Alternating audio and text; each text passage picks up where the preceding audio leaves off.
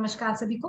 Good evening to all. आज के संभाषा के सत्र में आज जैसे कि हम लोग पिछले 2 दिन से लगातार शुक्र वर्धक द्रव्य एवं शुक्र विकार एवं वाजीकरण और इनफर्टिलिटी पर चर्चा कर रहे हैं। इसमें कल हमने बहुत ही एक रोचक जानकारी ली थी जिसमें हमने शुक्र रेचक द्रव्यों के बारे में डिस्कस किया था। चलिए आज आगे बढ़ते हुए कुछ अलग यहाँ पर चर्चा करते हैं शुक्र स्तंभन के बारे में। शुक्र स्तंभन, अभी किन व्याधियों में शुक्र स्तंभन की आवश्यकता होती है और कहाँ पर हम शुक्र स्तंभन द्रव्यों का उपयोग कर सकते हैं। शुक्र स्तंभन क्या है? जैसे पहले दिन भी मैंने समझाया था कि शुक्र प्रवर्तन, शुक्र रेचन, शुक्रल, इसी प्रकार से शुक्र स्तंभन, जहां कि जैसे इरेक्टाइल डिसफंक्शन में और इसी के साथ जब समय पर जो उचित समय दिया गया है या उचित समय पर जिस प्रकार से शुक्र का वहां पर विसर्जन होना चाहिए, अगर वो नहीं हो रहा है या जल्दी हो रहा है, शुक्र जल्दी स्त्रवित हो रहा है, जिसका उपयोग नहीं हो रहा है, वहां पर शुक्र को उचित समय पर स्त्रवित होने के लिए जो दवाइयां काम करती है उनको हम शुक्र स्तंभन नाम दे सकते हैं। आयुर्वेद में जैसे मैंने कल भी समझाया था कि शुक्र धातु एवं वाजीकरण ये काफी एक अलग कंसेप्ट है और इसी कंसेप्ट को हम लोग समझ रहे हैं। शुक्र स्तंभन वटी करके भी आती है या वीर्य स्तंभन वटी करके भी आती है। तो जिन लोगों में इसका उपयोग हमें करना है या जिनमें प्रजनन क्षमता, और एक्चुअली ये आप बाकी सभी विकारों में भी दे सकते हैं। शुक्र स्तंभन का कंसेप्ट जैसे मैं यहाँ पर आपको बता रही हूँ, तो कहाँ पर आपको इसकी जरूरत पड़ेगी? बिल्कुल जहां पर आपको एक जैसे कि उचित समय पर शुक्र बाहर नहीं आ रहा होता है, उस व्याधियों में हम लोग शुक्र स्तंभन औषधियों का उपयोग कर सकते हैं। शुक्र स्तंभन एक प्रकार से जैसे कि इसमें जायफल है, अक्करकरब है, ये सारे शुक्र स्तंभन का काम करते हैं। जहां पर जैसे मैंने बताया, और ये स्पर्मेटोरिया या ऐसे व्याधियों में भी इसका उपयोग किया जाता है। तो इन सभी व्याधियों में इसका प्रयोग तो करना ही है आपको। और इसमें हम लोग जहां जैसे कि ये उपक्रम है, तो स्तंभन का अर्थ है क्रिया निरोध, यानी जो क्रिया शुक्र की बहाव, शुक्र धातु एक ऐसा धातु है जो शरीर से बाहर निकल कर भी काम करता है। जैसे कि शुक्र स्त्राव होता है, गर्भ स्थापना के लिए इसकी आवश्यकता होती है। तो ये शुक्र को उचित समय पर नहीं आ रहा है या जल्दी आ रहा है, इसके लिए हम लोग जब क्रिया में अवरोध कराते हैं, इसको कहेंगे स्तंभन। So opposition to the movement, स्तंभनम करोति इति स्तंभनकारी, the substance which make the स्तंभना इट्स स्तंभनकारी। और बिल्कुल गति, चलत्व, क्रिया में अवरोध करना, ये काम स्तंभन का है। अब जो द्रव्य इस प्रकार से स्तंभन करेगा वो थोड़ा तनु स्थिर वाला भी होगा, शीत वाला भी होगा, मधुर रस, तिक्त रस, कषाय रस, इनका भी प्रयोग हम लोग स्तंभन में करते हैं। जैसे अगर आप लोग अतिसार वगैरह की बात करते हैं तो वहां पर ये स्तंभनकार इस प्रकार से होता है। कभी कभी उष्ण वीर्य भी स्तंभन का काम करते हैं। उष्ण वीर्य ग्राही रूप में काम कर आम का पाचन कर जैसे हम लोग गृहिणी आदि विकारों में जहां पर अग्नि की विकृतियां हैं, वहां पर इस प्रकार से उष्ण गुणों का प्रयोग हम लोग ग्राही के रूप में करते हैं। बट खास करके स्तंभन का काम करना होगा तो वहां पे शीत और ग्राही, ऐसे दोनों विकारों के बारे में या दोनों गुणों के बारे में हमें सोचना पड़ेगा। बिल्कुल जैसे मैं आपको इसके बारे में समझा रही हूँ, तो ये जहां पर आपको लग रहा है कि जो इजैकुलेशन प्रॉपर समय पर नहीं हो रहा है, एक तो अर्ली हो रहा है या लेट हो रहा है, इन दोनों विकारों में आप इन व्याधियों में आप इस प्रकार के द्रव्यों का उपयोग कर सकते हैं।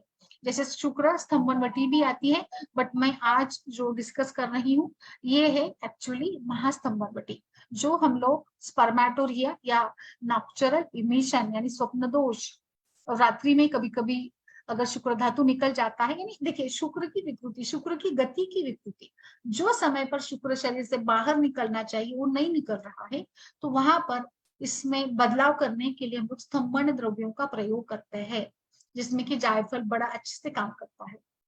चलिए, अभी हमने स्तंभन क्या है इसको समझ लिया है, आगे बढ़ते हैं। आज का हमारा जो कल्प है महास्तंभन वटी, इसके कंटेंट्स क्या है, इसके कंटेंट्स के बारे में देखेंगे तो इसमें है अजवायन, खुरासनी अजवायन 5 ग्राम लेना है, अक्करकारा 5 ग्राम, लौंग डाली है इसमें 5 ग्राम, छोटी इलायची 5 ग्राम, दालचीनी 5 ग्राम, शुद्ध धतूर बीज 2.5 ग्राम, मकर ध्वज है इसमें, देखिए मकर ध्वज कितना अच्छे से रसायन एवं वाजीकरण का काम करता है, 5 ग्राम, शुद्ध वंग 5 ग्राम, और केशर भी डाला है 5 ग्राम। बिल्कुल, तो इस प्रकार की ये महास्तंभन वटी बनाने के लिए सबसे पहले तो हम लोग धतूरों के बीजों को शोधित कर लेते हैं, और उसके बाद उसको फिर त्रिफला के काढ़े में या फिर गोमूत्र में भी भिगो कर रख सकते हैं 24 आवर्स के लिए। फिर उसको थोड़ा धूप में अच्छे से सुखा लीजिएगा, और फिर उसको तवे पर भून लीजिएगा, फिर ये शुद्ध भी हो जाएंगे, ठीक है। और इसके बाद हम लोगों को बाकी सारी सामग्री के साथ इसको बनाना है, महास्तंभन वटी को बनाना है। ये सारे बाकी के जो कंटेंट्स है इसमें हम लोग इसको डालेंगे, खरल करेंगे, अच्छे से मर्दन करेंगे, और धीरे धीरे एक एक, जैसे मकर ध्वज डालना है, केशर डालना है, एक एक एक एक करके डालते जाएंगे, इसको महीन चूर्ण बनाएंगे, और फिर उसका महीन चूर्ण बनने के बाद इसको स्वरस में डालकर, भंग के स्वरस में डालकर अच्छे से भावना दे देंगे, और ये वटी बन जाएगी। एक 125 मिलीग्राम की वटी आप इसको बना सकते हैं।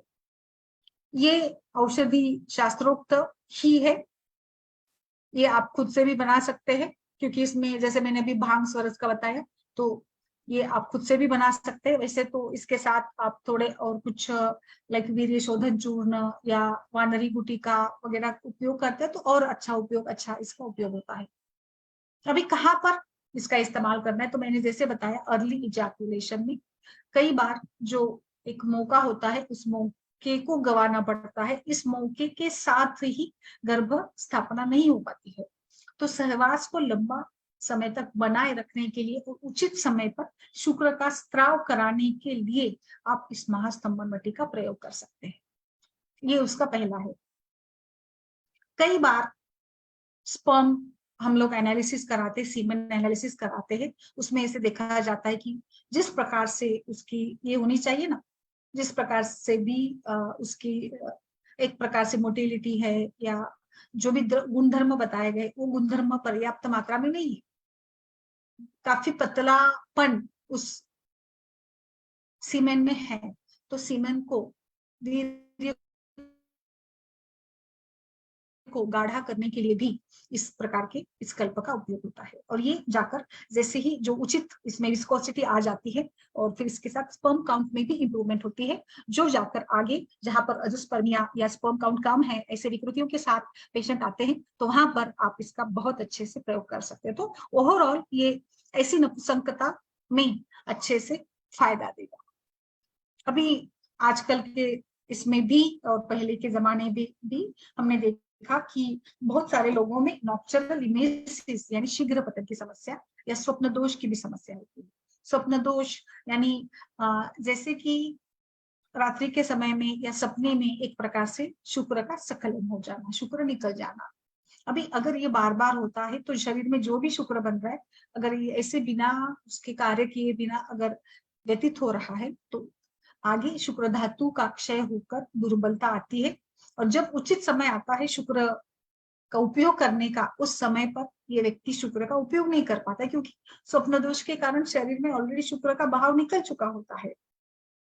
हम सभी जानते हैं कि शुक्र ये बहुत ही एक अप्रतिम और रिच क्वालिटी का धातु है, सुप्रीम क्वालिटी धातु है, जो कि रिप्रोडक्शन का काम करते हैं। इसको बनने में भी देखिए 28 डेज आर रिक्वायर्ड, और 7 दिन लगते हैं, 7 दिन चरक सुश्रुत दोनों के अनुसार 7 दिन या 30 दिन।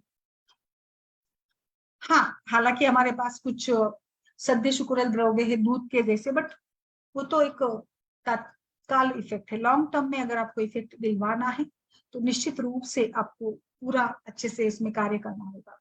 और अगर स्वप्न दोष के साथ कोई व्यक्ति चल रहा है, तो कई बार हिस्ट्री में पेशेंट बताते नहीं, तो ठीक से पूछेंगे तो फिर बताते हैं। अभी मैंने अर्ली इजैकुलेशन की बात की थी, शीघ्र पतन जिसको कहते हैं। तो शीघ्र पतन यानी समय पर ना होकर जल्दी ही शुक्र का स्त्राव हो जाना। तो इसमें भी आप इसका उपयोग ही यही है, स्तंभन काम करता है, यानी ये वहां पर वीर्य स्त्राव को रोक कर रखेगा और लंबे समय तक उसको रोक कर जहां पर आपको जरूरत पड़ती है, जब उचित समय आता है तब उसका बहाव हो जाना चाहिए, वो होता है इसके इस कल्प के सेवन से। और फिर लंबे समय तक व्यक्ति सहवास कर सकता है। आजकल मार्केट में काफी लोग अलग अलग तरीके का प्रयोग करते हैं, तो मुझे लगता है जो लोग ऐसे समस्याओं से घिरे हैं उनको इस प्रकार के कल्पों का उपयोग करना चाहिए। इसमें कुछ अलग नहीं है, ना इसके कुछ साइड इफेक्ट्स है, ना इसमें कुछ स्टेरॉइड्स है, इसमें कोई नुकसानकारी द्रव्य नहीं है। ये सारे द्रव्य आपके शरीर में शुक्र धातु का बल बढ़ाएंगे, वाजीकरण या वृक्ष काम करेंगे, और इसी के साथ जो स्पेसिफिक काम है वो भी हो जाएगा। नेक्स्ट आगे बढ़ते हैं। और ये जैसे मैंने बताया कि ये एक प्रकार से विस्कोसिटी पर भी काम करते हैं, वीर्य को गाढ़ा बना देते हैं और नपुंसकता को दूर करने के लिए बहुत अच्छे से इसका फायदा होता है। तो इनफर्टिलिटी, मेल इनफर्टिलिटी आपको जहां पर भी लग रही है वहां पर आप इसका प्रयोग कर सकते हैं। अभी शुक्र धातु अच्छा बन रहा है, तो इसी के साथ आगे पहले वाले धातु भी अच्छे बनेंगे, तो ओवरऑल शरीर के धातुओं का बल बढ़ाकर ये शरीर को अच्छा पुष्ट बना देता है। धातु अच्छे बन रहे इसका मतलब अग्नि ठीक काम कर, अग्नि ठीक काम कर रहा है इसका मतलब भूख अच्छी बढ़ी है, भूख अच्छी बढ़ी है तो खाना भी खाया जाएगा, खाना भी अच्छे से खाएंगे तो इससे भी फिर से धातु भी अच्छे बनेंगे। अभी अगर धातु अच्छा बन रहा है आपका, ये स्त्राव भी उचित समय पर हो रहा है, तो इसके साथ ही यहाँ मैंने भांग वगैरह जो द्रव्य बताया ना इसमें, इसके साथ इन व्यक्तियों में इसका सेवन करने से नींद भी अच्छी आ जाती है। देखिए इसमें जो सारे कंटेंट्स मैंने ऑलरेडी, मैं हमेशा से कंटेंट बताती हूँ। अक्कर कारा है, इलायची, दालचीनी, सिद्ध मकरध्वज, भांग, स्वरस है जो कि थोड़ा उत्तेजना भी देता है, और इस उत्तेजना के साथ, शक्ति के साथ ये जाकर नींद भी इसके साथ अच्छे से आती है। और फिर जैसे अजवायन वगैरह है तो पाचन क्षमता में भी बदलाव आता है। और बिल्कुल निश्चित रूप से ये जो इसमें जो भांग या धतूर का समावेश किया गया है, यही मुख्य द्रव्य है जो शीघ्र पतन से पेशेंट को दूर करता है, यानी खत्म ही कर देता है। आपको बहुत अच्छे से इसका उपयोग होगा और इसके साथ आपका टाइम भी बढ़ेगा।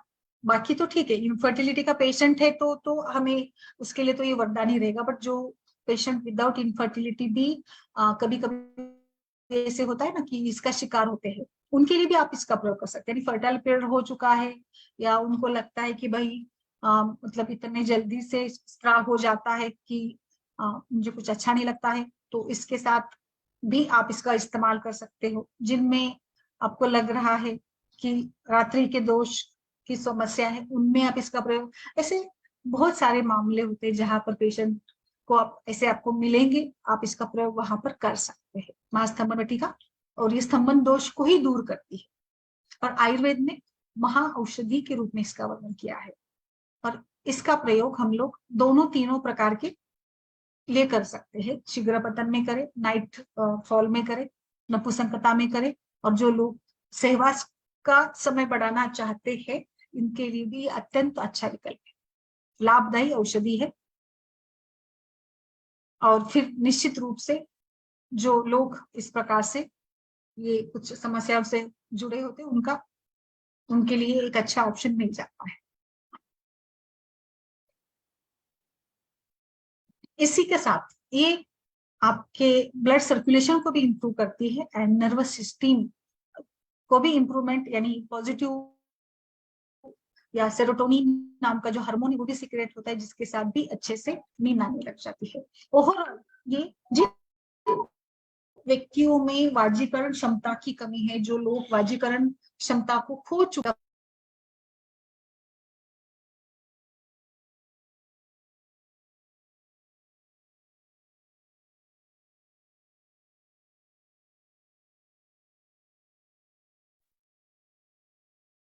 जो लोग इस प्रकार से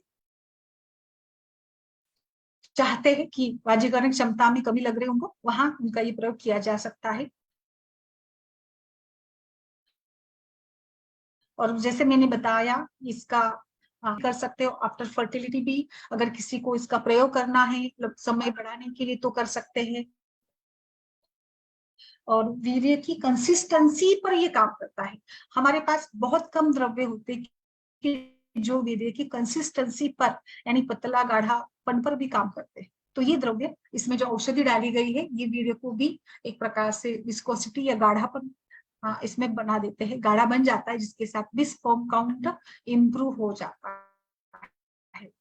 तो इस प्रकार से ये महास्तंभन वटी बनाई गई है स्तंभन के लिए ही, और इसीलिए आप इसका आई थिंक अर्ली इजैकुलेशन या नाइट फॉल ये एक मेजर इश्यू रहता है, इनफर्टिलिटी के केसेस में भी रहता है और ऐसे भी रहता है। तो बिल्कुल आपको ये मार्केट में मिल जाएगी। जीवा बहुत सारी कंपनियां इसको बनाती है, उसमें मिलने में तो कोई आई डोंट थिंक ये कुछ समस्या होती है इसके साथ मिलने में। आपको, आप आराम से इसको प्राप्त कर सकते हैं। महास्तंभनवटी के बारे में मैंने आज बताया है, आप अपना अनुभव भी बताइएगा। हाँ, अभी इसके साथ आपको जैसे लगता है ना, जो भी आपकी प्लान चल रही, ट्रीटमेंट चल रही, उसके साथ आप इसको जोड़ सकते हैं। जो भी आपको यूज करना अच्छा लगता हो इसके साथ, धातु बल बढ़ाने के लिए, शुक्र धातु पर काम करने के लिए, तो आप उसको जरूर इसमें ऐड करिएगा। अच्छा आपको रिजल्ट मिलेगा। इसको आप दूध के साथ देते हो तो ज्यादा बेहतर रहता है, क्योंकि ये एक प्रकार से दूध भी शुक्रल होता है ना, बिल्कुल। तो फिर आपको शुक्रल इफेक्ट भी अच्छे से मिल जाता है। आप वीर्य शोधन चूर्ण वगैरह के साथ भी दे सकते हैं, बट इसका उपयोग करेंगे तो लंबे समय तक ना करें। जैसे मैंने बताया कि फिर आदत नहीं लगनी चाहिए ऐसे द्रव्यों की, क्योंकि इसमें थोड़ा भांग वगैरह भी डाला गया है। सो इसीलिए आपको इसको एक समय तक ही यूज करना है, जहां पर लाइक आपको जो जिस प्रकार के पेशेंट है।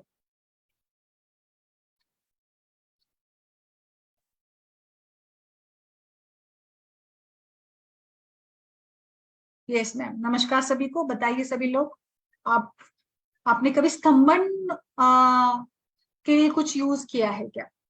क्योंकि देखिए ये एक्चुअली अभी मकर ध्वज है, भांग वगैरह है, तो जाकर जो स्त्राव होता है ना, ये स्त्राव कहीं ना कहीं नर्वस सिस्टम कंट्रोल करता है, यानी नर्वस स्टिमुलेशन मिल जाता है, जिसके साथ भी न्यूरोकेमिकल सीक्रेट होते हैं। तो ये जाकर आपके डायरेक्ट ब्रेन पर ही काम करती है। बहुत आप इस प्रक्रिया को भी समझिए कि कैसे ये काम करती है, जो आपके इस स्त्राव को रोक रही है ना। यस मैम, बोलिए। नमस्कार सभी को। नमस्कार मैम। नमस्ते, बोलिए। इसका रेफरेंस क्या है मैम? कहाँ से ये मास्क ये वैसे ना रत्ना? भेषज रत्नावली से ही है, आई थिंक भेषज रत्नावली से ही है। मैम अच्छा बताया आपने मैम। हर एक का मतलब मुझे आप जरा बताइए। जायफल, लवंग, दालचीनी सबका शीतवीर्य है क्या? जायफल का है क्या? दशवीर्य विपाक मैम सबका? हाँ, क्या मैम? दशवीर्य विपाक मैम अपना कंटेंट का जायफल, लवंग, दालचीनी, हाँ, यस। ये जरा बताइए तो भांग का। यस यस यस, एक एक इसके कंटेंट पर चर्चा करते हैं, बिल्कुल। देखिए अभी इसमें सबसे पहले तो आता है ये जायफल। नहीं, अजवाइन पर चर्चा, पहले अजवाइन आता है। तो अजवाइन तो ये है एक प्रकार से थोड़ा उष्ण गुण वाला है, कटु रस वाला है। कटु उष्ण गुण इसके साथ है। अजवाइन दीपन पाचन भी करेगा, और अजवाइन ये वात का शमन भी करता है, नर्वस सिस्टम नर्व पर भी काम करेगा, उष्ण गुण का होता है इसीलिए। नेक्स्ट इसमें आता है अक्करकरा। अक्करकरा ये शीत है एक्चुअली, एंड मधुर और शीत अक्करकरा होता है, जो कि एक हमने बुद्धि और मेद्य द्रव्यों में अक्करकारे का उपयोग किया जाता है। अक्करकारा बुद्धि प्रसादन के साथ साथ हम लोग जिह्वा वगैरह पर घसने के लिए भी यूज करते हैं ना। तो ये एक प्रकार से वेगस स्टिम्युलेशन भी करता है, तो अकरकारा इसलिए इसमें डाला गया है। फिर लौंग आती है जो कि कटु और उष्ण गुण की है, और इसका विपाक शायद मधुर ही है। और लौंग भी एक प्रकार से उष्ण। मैम लवंग आप एक बार देखना, मुझे लगता है लवंग शीत वीर्य की है, मैंने पढ़ा है। क्या मैम? शीत वीर्य का है लवंग, लवंग शीत वीर्य है शायद। शीतवीर्य है ना? हाँ देखना पड़ेगा, ऐसा लगा है, मैंने पढ़ा है। अच्छा, किसी और को पता है? नहीं मैम, लौंग उष्ण वीर्य होगी क्योंकि हम लोग उसको काढ़े में डाल के पीते हैं ठंडियों में। ठीक है, बट लौंग देखती हूँ एक मिनट, द्रव्य गुण में। मैम आप बताइए, कंटिन्यू।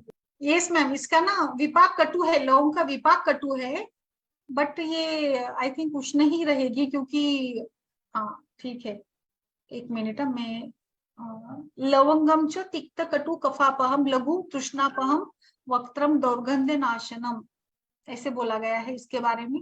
और आई थिंक इसका आप जैसे बोले शीत हो सकता है, क्योंकि तृष्णा वगैरह के लिए भी यूज करते हैं ना ये।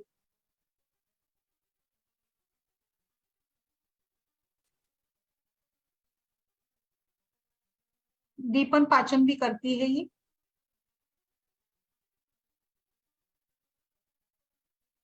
तिक्त कटु है, लघु है, स्निग्ध है, एंड हाँ मैम बराबर है, शीत वीर्य, इसका शीत वीर्य शीत बताया है और विपाक कटु बताया है। और हाँ शीत मैम मैंने पढ़ा है, ये बहुत बार लवंग बोलते हैं, पर मैंने पढ़ा था कि वो द्रव्य नहीं, और खाने के बाद भी थोड़ा सा ऐसे कभी कभी झिनझिनाहट सी होती है ना। क्योंकि हाँ मसाले मैम, में मुझे लगता है टेस्ट आता है। क्योंकि दालचीनी वगैरह वो सब उष्ण है, पर वो लवंग एक शीत ही है। हाँ, नहीं इसका हम लोग जैसे कफ विकारों में उपयोग करते हैं ना, तो ये कटु और तिक्त गुण के साथ, और हाँ, वैसे कटु ये विपाक है। यस कटु विपाक के कारण ये कफ पर काम करती है और कफ पित्त दोनों पर काम करती है। इसी इसका वीर्य शीत है इसीलिए पित्त पर काम करेगी। एंड फिर जैसे इसका ये जो गुण है या रस है ये कटु है, इसलिए कफ पर भी काम करती है, और विपाक भी कटु है।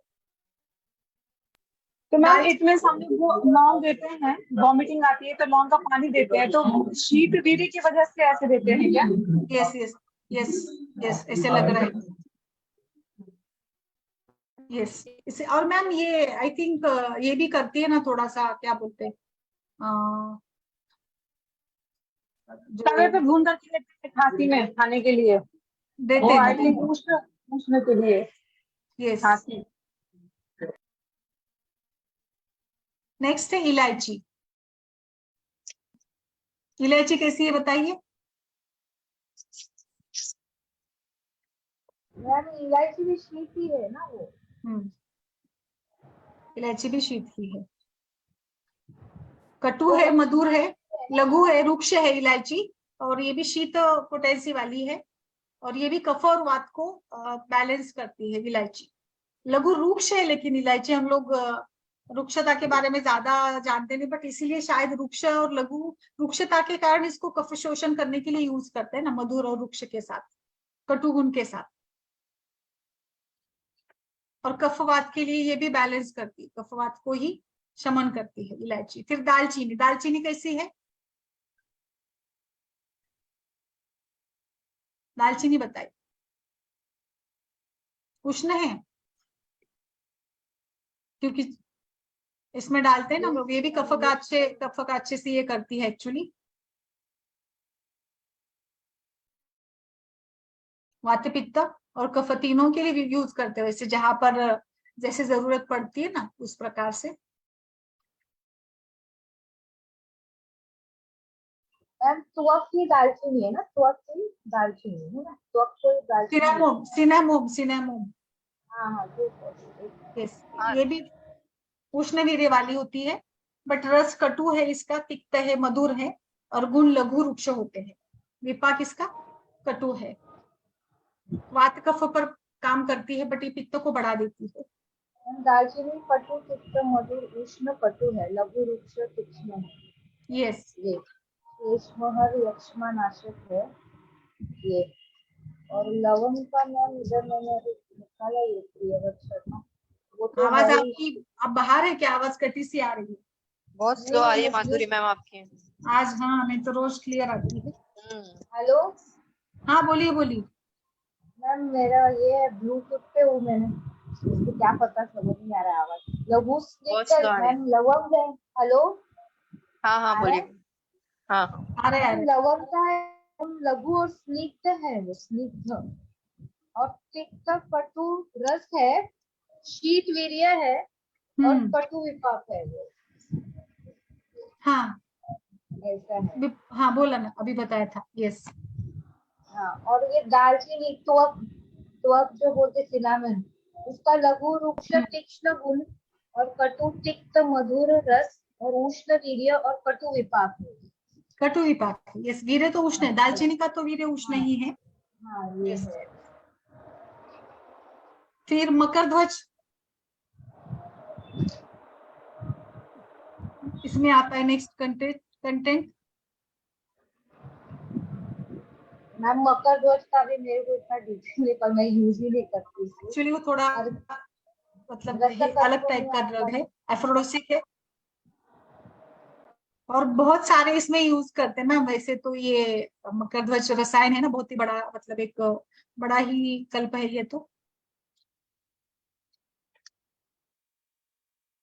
और ये एक्चुअली एक मैम मतलब वही। आपने क्या बोला था, धतूरा भी डाला है क्या उसमें? हाँ, धतूरा भी है, धतूरा भी है, भावना धतुर भी है, और भांग की भावना भी है। भांग स्वरस की भावना है। भांग भी लघु तीक्ष्ण है, तिक्त हम्म। रस है, कटु विपाक और उष्ण और प्रभाव मादक है इसका। हाँ, मादक है, इसीलिए इससे नींद आती है ना। फिर मादक प्रभाव होने से नींद अच्छी आ जाती है। और ये लिखा है मैम, शुक्र का स्तंभन होता है और गर्भाशय का संकोचन तीव्र होने लगता है भांग। यस। और केसर एक है, केसर का देखिए, केसर। जैसा तो मैं उष्ण होती है ना।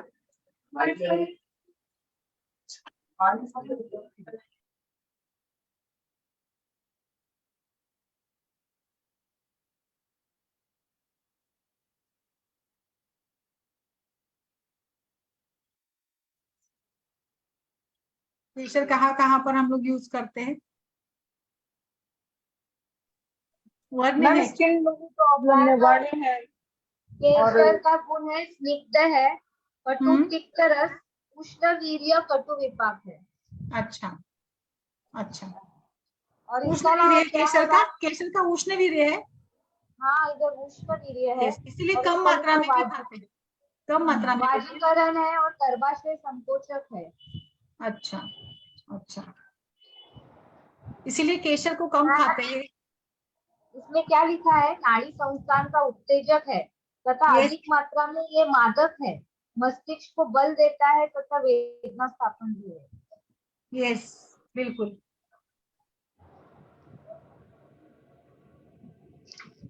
और किसी को कुछ ऐड करना है?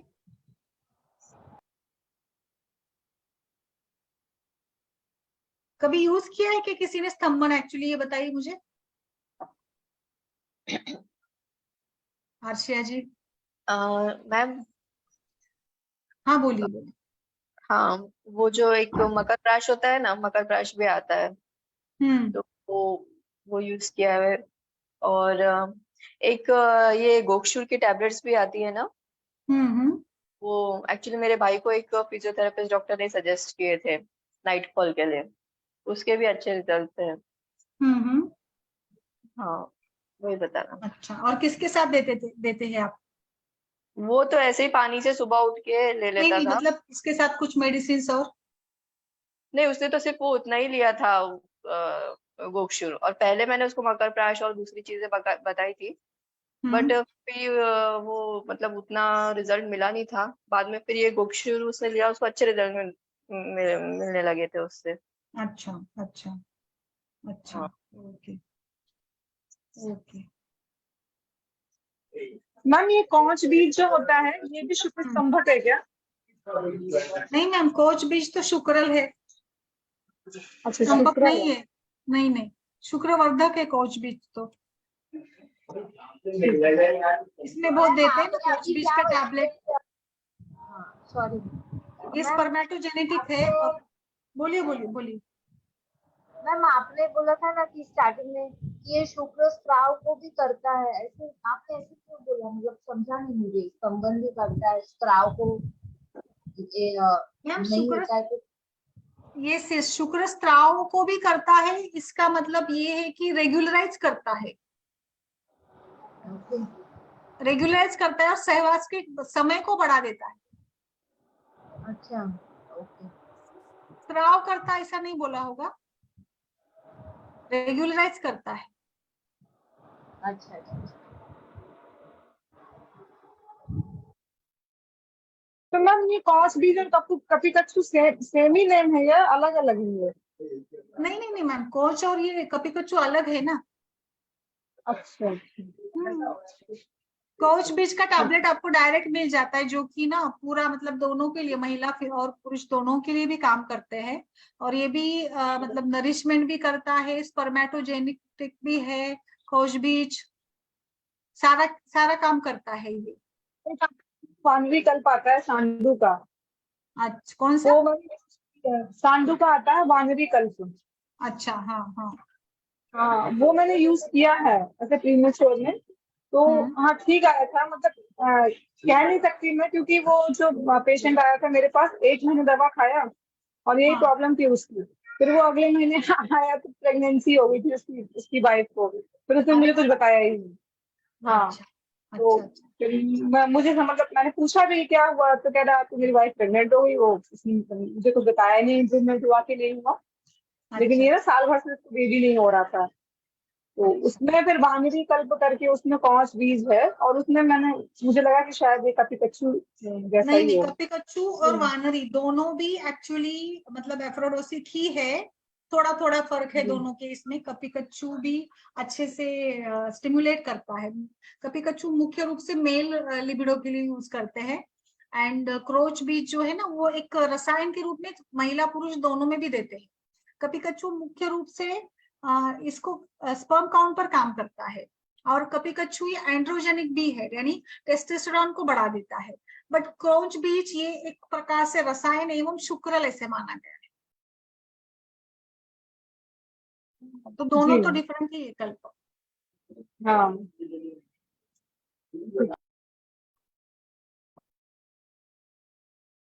एक्चुअली ना थोड़ा मतलब मकर ध्वज ये वो होने से भी ऐसे मकर ध्वज वाले वगैरह कल्पना रेगुलर रूटीन लोग नहीं यूज करते, जो बहुत सालों की प्रैक्टिस है या लाइक जिनको ये लग रहा है कि असर ऐसे उसमें। मैम इसमें न्यूकोना प्यूरियंस जो है कपिकच्चू ही तो है, तो वो वानरी कल्प ही है वो। किसमें? ये न्यूकोना प्यूरियंस जो है ये कपिकच्चू ही का हाँ तो नहीं है। हाँ मैम, वही है कपिकच्चू, और वो दोनों हाँ सेम तो है ये मैम, वानरी कल्प में है, इसलिए उसको फायदा हो गया होगा, तो यस अच्छे यस। से इसी के प्रेगनेंसी हो वानरी गई। में सारे वही है ना मैम, मतलब ये पूरे ही शुक्रल वारे ही है ना। वानरी गुटिका दिया था क्या? हाँ, वानरी गुटी का अलग कर कपिकच्चू दी और गया है। वानरी कल्प। कौनसा एक ही है मैम, एक ही है, कौन सा और ये एक ही है कपिकच्चू, नहीं। अलग अलग नहीं है मैम। कौन अच्छा सा और कवच भी और कपिकच्चू एक ही है मैम। अच्छा। हाँ हाँ, मुझे तो अच्छा, मुझे तो नहीं लगा। 1 मिनट मैम, मैं 2 मिनट में बता। अच्छा ठीक है। ये मैम सिनोनिम्स में कुछ ऐसा आएगा मुझे हाँ लग रहा है। है मैम, देखिए मैम, ये देखो मैंने पेज निकाला है, इसमें लिखे हिंदी में है ना, नाम रहते हैं ना मैम, न्यूकोना, अच्छा उसमें आया है क्या? केवाच, कौंच, कपिकच्चू को बोलते हैं मैम, खाज खुजली बोलते हैं ना, खाज खुजली है, और ये अच्छा अच्छा वो, अच्छा। हाँ वो सेम है मैम, नेम ही है उसका, पर्याय नाम है वो ऐसा। ओके। उष्णवीर्य है कपिकच्चू, मधुर तिक्त रस है, विपाक मधुर है, और गुरु और स्निग्ध है वो। अच्छा पर्याय और में वही कपिकच्चू और कौन से उसमें लिखा है, वानरी गुटिका में है, मांस बलादी पाचन है इसमें है। अच्छा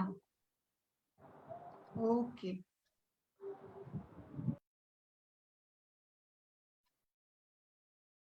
बट ये दोनों मतलब कभी कच्छू या जो भी आप समझे, बट दोनों भी इसमें अच्छा काम करते हैं। एफ्रोडोसी का काम और नर्वस टोनिंग के लिए भी बहुत अच्छा काम करते हैं।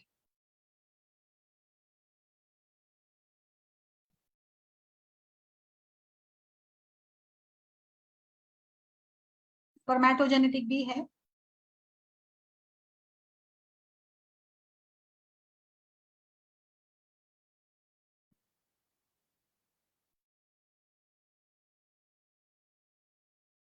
यस, किसी को और कुछ ऐड करना है?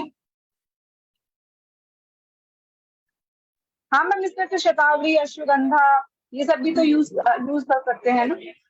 यस, बाकी तो आप कुछ भी कॉम्बिनेशन में आपको लग रहा है तो यू कैन यूज। जो मतलब ओवरऑल स्ट्रेंथ धातु की क्वालिटी को बढ़ाने के लिए जो भी आप यूज करना चाहते हैं यूज कर सकते हो। मैम सुधा वर्ग द्रव्यों को अगर ऐड करें तो कैसा इसका इफेक्ट आएगा? क्या क्या? ये भी तो सुधा वर्ग के जो द्रव्य होते हैं। सुधा वर्ग ना दे सकते हैं ना मैम। सुधा वर्ग देंगे तो कैल्शियम वगैरह का ये रहेगा अच्छा। और ये भी शीतल होते हैं तो इनकी जो पोटेंसी है वो भी शीती होती है, वीर्यन का ना। Yes yes. तो इसको भी इसमें मैच करके दीपन पाचन भी करेगा और साथ के साथ में ये पित्त शमन भी करेगा।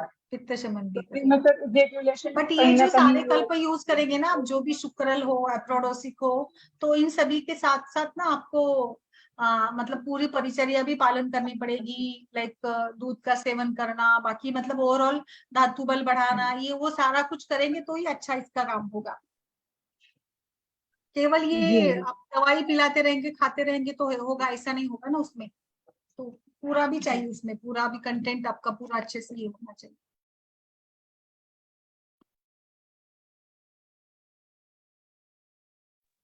और जी बताइए। मैम, सही कह रहे हैं, दिनचर्या भी सही होनी चाहिए, नहीं, व्यायाम भी शुक्र करना आना धातु चाहिए। देखिए, शुक्र मधुर हाँ मधुर स्निग्ध पिच्छील वगैरह है, तो उसको उस क्वांटिटी को या उस क्वालिटीज को प्रिजर्व करे। ऐसे आपके आहार विहार होने चाहिए ना। नहीं तो जो लोग स्पाइसी खाते हैं, ये खाते हैं, तो उनमें शुक्र कैसे बनेगा? थोड़ा सोचिए ना। तो लड़कों को ही हमें समझा देना चाहिए बचपन से ही कि भाई मतलब आहार विहार का जो इतना महत्व है। क्योंकि एक बार अगर इस प्रकार से खान पान की आदत लगी तो शुक्र अच्छे से क्वालिटी जो चाहिए वो नहीं रहेगी शुक्र में। जो स्फटिकाभम मधुर वगैरह बताए गए वो सारी क्वालिटी, मधुगंधी वगैरह। जी तो मैम। कहीं ना कहीं ये आपको हेतु मिल जाते हैं। अभी इतना हाँ आजकल के जनरेशन में खाना पॉसिबल नहीं होता है। केवल ऐसे अगर हम लोग सिंपल खाना देते तो बच्चे खाएंगे नहीं, ये भी बात है, बट फिर भी जितना हो सके करना चाहिए। मैम, आजकल गेस्ट ही आते हैं तो कम से कम दो दो पैकेट, दो दो तो कैडबरी की डिब्बी लेके चले जाएंगे। हम आजकल गेस्ट को वैसे ही बोल होता भी है। नहीं सकते। हाँ मतलब अगर गेस्ट ने छोड़ ही दिया है मिठाई लाना बच्चों के लिए और फ्रूट लाना, और बर्थडे में तो एकदम मैम पहाड़ लग जाता है, वो छुपाते छुपाते घूमो इधर उधर, इनके उनके यहाँ करके घूमो। Yes. नहीं, और क्या होता है ना, हम लोग कितना भी सोचेंगे कि ये नहीं खाएंगे वो नहीं खाएंगे, तो कहीं ना हाँ कहीं से घर में आ जाता है। हर 8 8 दिन में हाँ कुछ इंसिडेंट्स होता है, कभी त्योहार है, कभी कुछ है, कोई ला दिया करके घर में मिठाइयाँ, और कुछ ना कुछ आ ही जाता है। तो वो बोलते हैं ना, दांत है तो चने नहीं है, चने है तो दांत। हाँ, ऐसे सही कह होता रहे है आदमी का। अभी सब कुछ है बट खा नहीं सकते, ऐसे हो गया है। और जब खाने की इच्छा रहती है तब अवेलेबल नहीं रहता, ऐसे भी होता है। हैं। मैम मेरे भाई का ऐसे होता था ना कि अगर उसने रात को मिठाई खा लिया या रात को दूध पिया ना तो फिर उसको नाइट फॉल हो जाता था। अरे बाप रे, हाँ। हम्म। हाँ, वो रात में फिर वो अवॉइड ही करता था कि वो कुछ मीठा खाए या फिर दूध पिए ऐसे। और हाँ, अच्छा। वो कोशियोर भी मेरे ख्याल से वो सुबह मॉर्निंग में दूध के साथ ही लेता था। शुक्र अध्ययन धातु का निर्माण ज्यादा होता होगा मैम, नहीं जैसे हाँ दूध के साथ में। हाँ, वो मीठा खाने से हाँ, सर्दी तो शुगर क्या वो टाइप। जीवन देखने में हाँ, कैसे थे, हेल्दी थे या पतले दुबले थे? दुबला पतला ही था, अच्छा। मीडियम और दुबला पतला जैसे ही। अच्छा।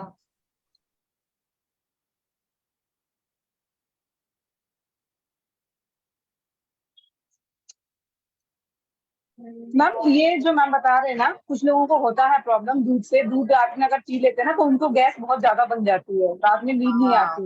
मे भी हाँ इसकी वजह से भी जो ना वायु अधोगामी होकर के शुक्र क्षरण कर देती होगी। मुझे लग रहा है ऐसा हो सकता नहीं, होगा। दूध थोड़ा सा एक्चुअली मैम अगर आपने मीठा या कुछ डाल दिया तो गुरु भी बन जाता है ना। और हाँ रात्रि में कफ का काल रहता है एक्चुअली, तो रात्रि में दूध पीना है तो आप ना उसको प्रोसेस करके पिए, या तो हल्दी डाले या तो शुगर कम डाले या तो पतला वाला दूध पिए। ऐसे गाढ़ा दूध पीते हैं तो गुरु बन जाएगा वो। और फिर भैंस का दूध है, गाय का दूध है, वगैरह वगैरह बहुत सारी बातें आती है। मैम, मेरी सिस्टर को तो वो मॉर्निंग में दूध पीती थी ना, तो उसको कॉन्स्टिपेशन होने लगा था। अच्छा, तो हाँ, फिर उसने वो दूध पीना छोड़ दिया, उसको कॉन्स्टिपेशन भी ठीक हो गया। प्रोसेस मैम मेरे वाला साथ भी पीना ऐसा चाहिए। होता है। मॉर्निंग में अगर अच्छा, दूध पी लूंगी तो दिन भर खाना नहीं खा पाऊंगी, पूरा गैस बनता रहेगा, गैस बनता रहेगा। हाँ वही रात में पी लूंगी तो सवेरे अच्छे से मेरे को मोशन हो जाएगा। मतलब ऐसा मैंने अपने में फील किया है। अच्छा, अच्छा, अच्छा। ऐसा हो सब सकता क्यों है। होता है? मतलब प्रकृति ऐसी है क्या, या फिर हम्म ऐसा कि वही दिन में हम पी रहे हैं तो दिन भर गैस बन रही है, और रात में हम पी के सो जा रहे हैं तो कोई प्रॉब्लम ही नहीं है। ये एक्चुअली आई थिंक फिर आपका बाकी का खान पान भी थोड़ा सा मैटर करता होगा, है ना। मैम खान पान में तो मैं क्या बोलूं लाल मिर्च तो पड़ती नहीं है, हमेशा हमारे घर में हल्का ही खाना बनता रहता है। हाँ, हो सकता है मैम, हो जाता होगा, कितना भी हम कह लें कि हम ये नहीं खाते वो नहीं खाते, कहीं ना कुछ ना कुछ तो आ ही जाता है। आ ही जाता और है वही। दिनचर्या भी आप हाँ सिंपल देखिए ना, दिनचर्या भी आप सिंपल एक बन उदाहरण मैं जाती है। देना चाहूंगी। हम लोग कुछ खाना बनाकर या अगर रख देते डब्बे में, वैसे ही सवेरे का भी अगर कुछ भी नाश्ता भी हो तो शाम में उसको खोल देते हैं तो आपको उससे बास आती है। तो आप सोचिए कि हमारे आंतड़ों में, पेट में ये खाना कैसे मतलब काम करता होगा। अगर ये पचा नहीं है तो कितना दुष्ट, मतलब कभी कभी ऐसे सच में ये होता है कि ये आम की कल्पना या विष बनता है, ऐसे बोला गया है ना। तो सच में क्या होता होगा, वो जो बासी खाने का बास हम लोग सहन नहीं कर पाते हैं, तो हमारे शरीर में ऐसे अगर महीनों का सड़ा हुआ खाना बैठ जाता है तो क्या क्या नुकसान नहीं पहुंचाता होगा, सोचिए जरा। सिंपल। Yes yes ma'am. नहीं मैम डेफिनेटली आप सही कह रहे हो। बहुत। तब ऐसे लगता है अरे बाप रे, हम लोग कितना गलत तो करते हैं हमारे शरीर के साथ। ठूसते रहते हैं और इतना कुछ। सोच ये हम सोच ही कहाँ पाते हैं, ऐसा मैम होता ही है कि कुछ ना कुछ तो ऐसा बच जाएगा। तो मतलब हमें वो ना नहीं फेंकना है, वो हम खा ही लेते हैं, ऐसे डेली तो यस, नहीं, लेकिन कभी कभार तो ऐसा हो जाता है। और कितना भी हम चाह लें, कुछ नहीं तो सवेरे का ही बच जाएगा, वो फिर बिल्कुल बिल्कुल। निपटाना पड़ जाता है, अच्छा भी नहीं लगता फिर वो फेंकते हुए। वही तो। लेकिन यही है कि हाँ बस जो हमारे में कहा गया है कि जीवन पाचन वातानुलोमन होना चाहिए प्रॉपरली, तो वो सही रहना चाहिए हमारे। बिल्कुल। मंदाकिनी मैम, हाँ जी मैम। आपकी पित्तवात प्रकृति है क्या?